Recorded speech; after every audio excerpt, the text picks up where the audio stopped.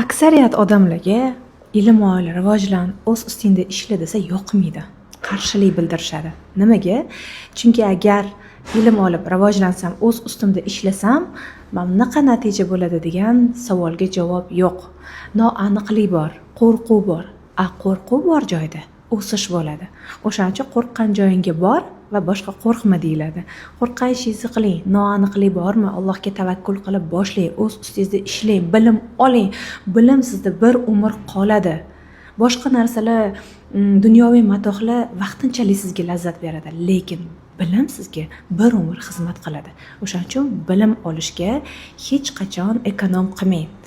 Boringizni bilimingizga investitsiya qiling va bu sizga yillar davomida natija beradi va sizga ishlab beradi. O'shaning uchun ilm oling ayollar, oilangiz uchun, farzandlaringiz uchun, farzandlaringiz kelajagi uchun ham siz ilmli bo'lishingiz kerak.